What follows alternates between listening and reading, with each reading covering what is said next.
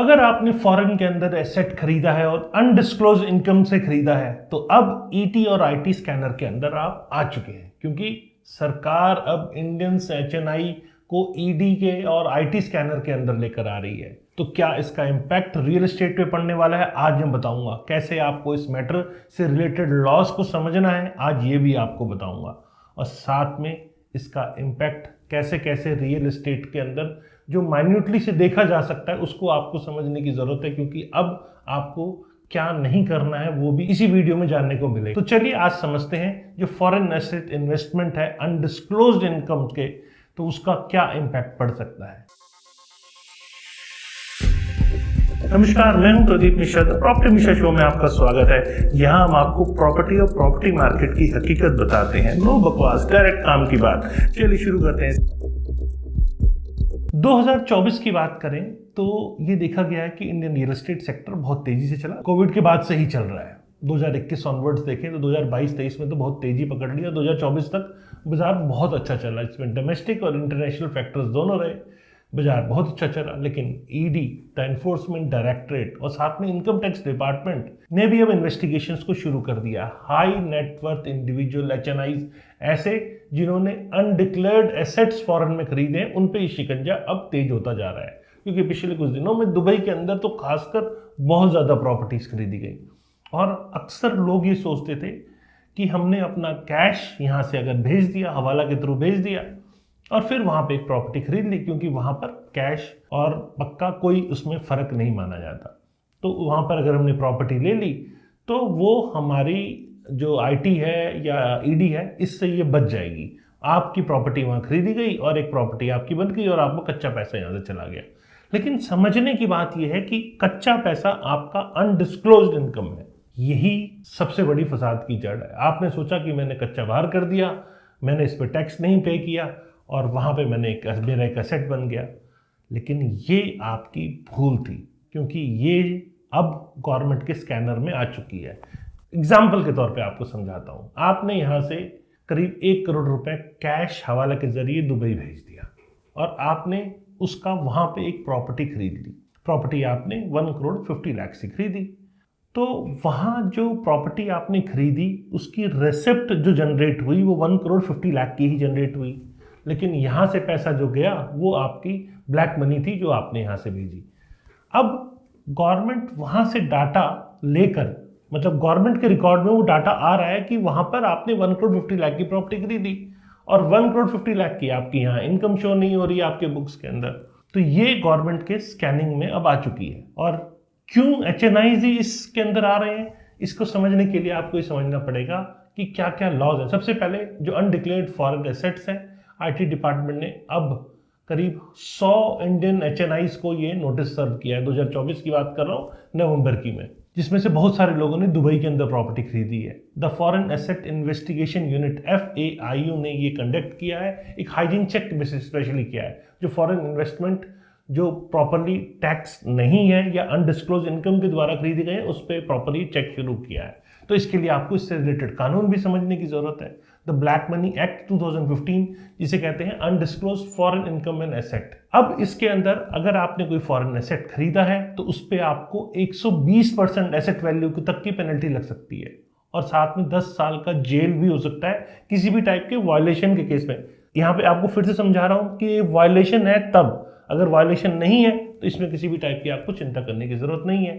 फिर फैमा 1999, the foreign exchange management act, ये भी रिस्ट्रिक्ट करता है कि आप फंड्स अब्रॉड भेज रहे हैं। तो अब यहाँ आपकी जानकारी के लिए बता रहा हूँ कि यहाँ आप अब ट्रैक में भी हैं, प्रॉपर्टी ट्रांजैक्शन हैं वो सारी क्लोजली ट्रैक हो रही हैं। फिर गवर्नमेंट ने CRS, the common reporting standard, sign किया है करीब 100 देशों के साथ। अब इन 100 देशों के साथ इसका मतलब ये है कि किसी भी टाइप की जानकारी वहाँ से साझा की जा सकती है, उनसे ली जा सकती है और उनको दी भी जा सकती है।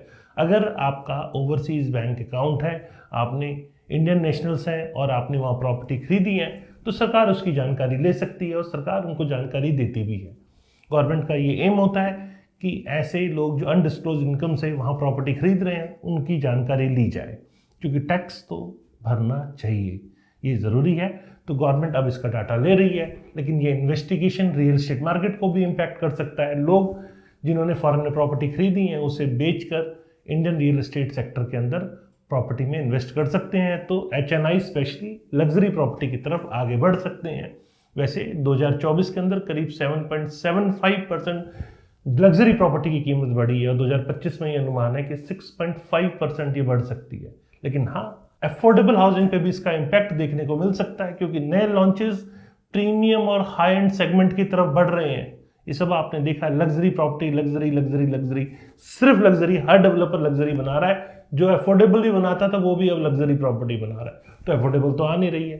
तो इससे लोअर इनकम ग्रुप या मिडिल क्लास है उनको घर मिलना मुश्किल हो रहा है, और उसका रिजल्ट ये है कि हाई रेंटल प्राइसेस आ गए। जब घर खरीद नहीं पाएंगे तो आप रेंटल पे जाएंगे, तो रेंटल की डिमांड बढ़ेगी, तो रेंटल के प्राइसेस बहुत अप्रिशिएट हो गए। आम आदमी का रेंट पे भी रहना मुश्किल हो गया है। साथ में stricter compliance real estate transaction, IT department अब HNIs को अनडिक्लेयर्ड फॉरेन प्रॉपर्टीज के ऊपर जो गवर्नमेंट की कमिटमेंट है उन पे टैक्स लगाना, कंप्लायंस करना रियल एस्टेट इन्वेस्टमेंट पे, उसके तहत अपना काम शुरू कर चुका है। साथ में KYC नॉर्म्स को भी स्ट्रिक्ट किया जा सकता है, क्योंकि अगर आप कोई बड़ी प्रॉपर्टी खरीद रहे हैं तो इसको ज़्यादा ट्रांसपेरेंट और लीगली कंप्लायंट बनाने के लिए KYC को भी स्ट्रॉन्ग किया जा सकता है। लेकिन इसका इम्पैक्ट NRIs और ग्लोबल इन्वेस्टर्स के ऊपर भी पड़ता है। वो क्या पड़ता है? जो HNIs हैं अंडर 40, जो पिछले कुछ दिनों में आपने देखा होगा बहुत सारे स्टार्टअप्स या टेक वेंचर्स अंडर 40 काफ़ी तेज़ी से राइज किए हैं, तो यहाँ गवर्नमेंट उनको भी क्रैक कर रही है। अनडिक्लेयर्ड फॉरेन एसेट अगर उनके पास भी है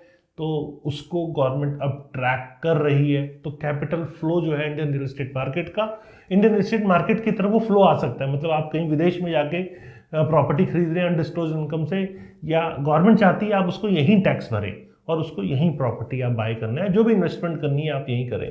जैसे आप सब देख रहे हैं कि टैरिफ वाला टाइम अब शुरू हो चुका है, तो इंडियन गवर्नमेंट का ये सोचना गलत नहीं होगा कि पैसा बाहर ना जाए, पैसा इंडिया के अंदर ही रहे। Government changing stance on foreign investments. जी हाँ, आप सब जानते हैं गवर्नमेंट ने प्रोएक्टिव अप्रोच भी दिखाया है और टैक्स पेयर्स को ये कहा है कि अगर आपने कोई प्रॉपर्टी ली है, अनडिक्लेयर्ड फॉरेन एसेट आपने अगर लिया हुआ है, तो दिसंबर 31, 2024 तक आप उसे बता दें। इससे दिखता है कि गवर्नमेंट चाहती है कि अनडिस्क्लोज्ड वेल्थ जो है वो पब्लिक खुद डिस्क्लोज कर दे। तो क्या रियल एस्टेट इन्वेस्टर्स को करना चाहिए, ये आपके लिए सबसे इंपॉर्टेंट चीज़ है। सबसे पहले अगर आपने कुछ भी डिक्लेयर नहीं किया, कोई ऐसा आपको फॉरेन एसेट है जो आपने डिक्लेयर नहीं किया, तो ये आप पे हैवी पेनल्टी दे सकता है।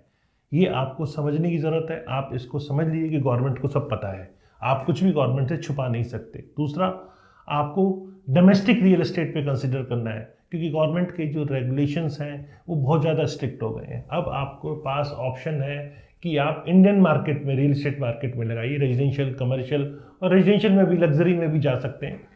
तो ये आपको ज़्यादा बेटर रिटर्न देंगे और किसी भी टाइप के गवर्नमेंट के चाबुक से भी आप बचे रहेंगे, क्योंकि अगर आपने इलीगली पैसा भेजा है, अनडिस्क्लोज इनकम से है, तो कहीं ना कहीं गवर्नमेंट आपको पकड़ने के लिए अब तैयार हो गई है। लीगल इन्वेस्टमेंट चैनल को आप ऑप्ट करें। पॉसिबिलिटी है कि अगर बड़ी इन्वेस्टमेंट आप नहीं करना चाहते तो REIT, real estate investment trust जैसी इन्वेस्टमेंट्स को भी आप कर सकते हैं, या फिर फ्रैक्शनल ओनरशिप को भी आप रियल एस्टेट इन्वेस्टमेंट ऑप्शंस के रूप में देख सकते हैं। और आपको अपडेटेड रहना है टैक्स लॉ से, फैमा, रेरा रूल्स, इन सब से अपडेटेड रहना है और इनसे कंप्लाइंट चीज़ों को ही आपको लेना है। मतलब ओवरऑल जो इंडियन रियल एस्टेट है उसके फ्यूचर की बात करें तो अब गवर्नमेंट सतर्क हो गई है। अनडिक्लेयर्ड फॉरेन एसेट के ऊपर इन्वेस्टमेंट ट्रेंड को बहुत क्लोजली मॉनिटर कर रही है, और ऐसे HNIs जो अभी तक अनडिस्क्लोज इनकम को बाहर भेज रहे थे उनके लिए वाकई में एक बहुत बड़ा चैलेंज मेरे को आता हुआ दिख रहा है। और इसका इम्पैक्ट ये है कि वो पैसा वापस इंडियन रियल एस्टेट सेक्टर में आएगा, तो इंडियन रियल एस्टेट इससे ग्रोथ में आ सकता है, इंडियन इकोनॉमी को भी इससे फायदा मिल सकता है।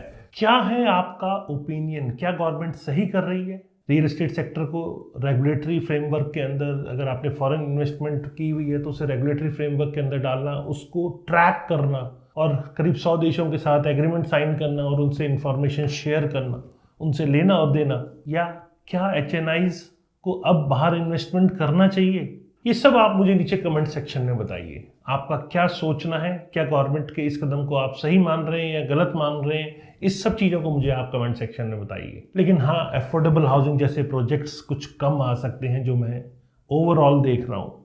जैसा आप सबने देखा पिछले कुछ दिनों में ऑलरेडी कम आए और आने वाले टाइम में लग्जरी प्रॉपर्टी पे डेवलपर का फोकस बढ़ सकता है। लेकिन हाँ, ट्रांसपेरेंसी ज़रूरत है, ट्रांसपेरेंसी होनी चाहिए।